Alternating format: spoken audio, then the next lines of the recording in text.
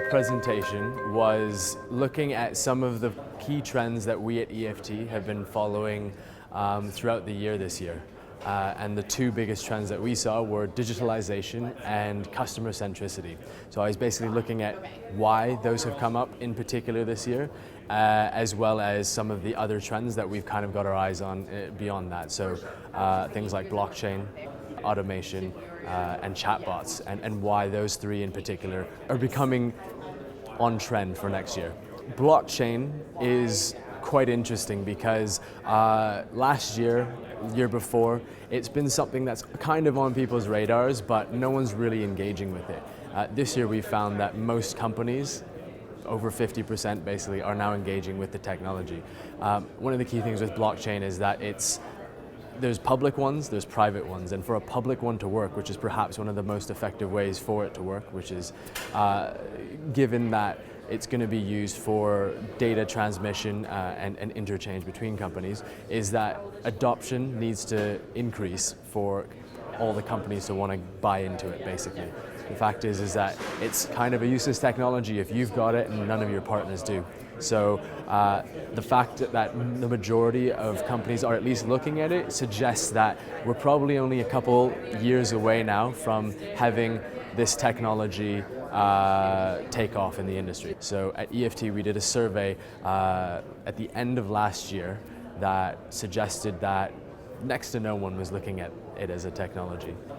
This year we did it again, and it's about 50-50 in terms of companies that are actually looking at it and companies that aren't. So again, another technology that's made that rapid jump towards perhaps wider adaptation. Another thing that we found very interesting was automation, and it's not automation in terms of it coming into the industry. Obviously automation's been around for quite a while now, but the fact is that automation has had a very different effect on how businesses hire, on how jobs are created or not, and there's a lot of perhaps very significant impacts really for society on the back of that. So given that this industry has been automating so rapidly, we at EFT decided that we would ask that question, basically go out on a limb and see what companies would say to automation's impact on the industry. And so, and it turns out, of course, the industry is very, very bullish on it. They really think that automation is going to be a job creator. It's going to help give them better margins, allow them to be more efficient, which will ultimately be a bigger benefit for everybody involved.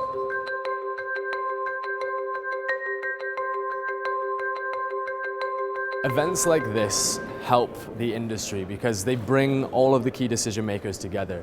They're a gathering point, a fulcrum, if you will, of the industry.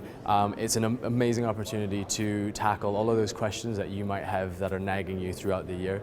And it's a great opportunity to find solutions to what your biggest challenges are.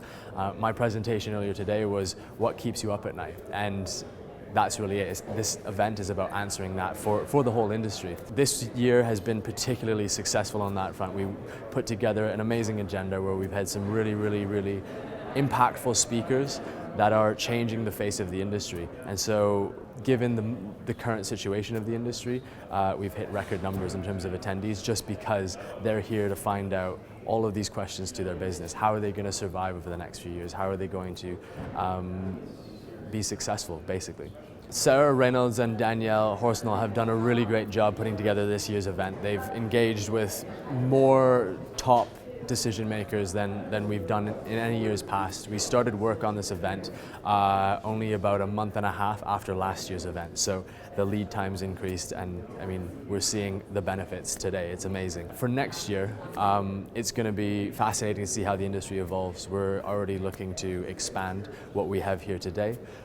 We've got a lot of ideas already floating around in terms of what topics we need to cover, who we need to see on stage to make sure that the event continues evolving, continues its development, and we see another huge jump for next year in terms of its success.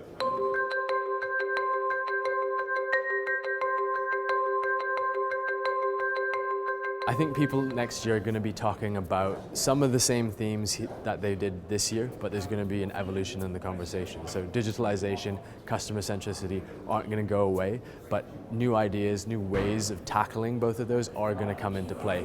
Companies now are going to have another year under their belts to experiment with all the new technologies flooding the industry, understand consumer behaviors and understand exactly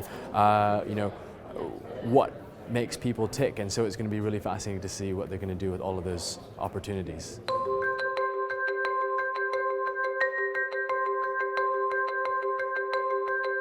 I'm very fascinated by the tipping point at which technology-driven logistics companies are going to start to seriously impact the traditional incumbent logistics companies. Digitalization is everywhere, and they're doing it from start to finish in the sense that they are founding their companies based on technology as a first step rather than transitioning from an older legacy-based company to a newer one that they're sort of in-building behind that. So I'm fascinated to see how they're going to impact the industry and what changes that's going to have in terms of what logistics even is in the next 10 years.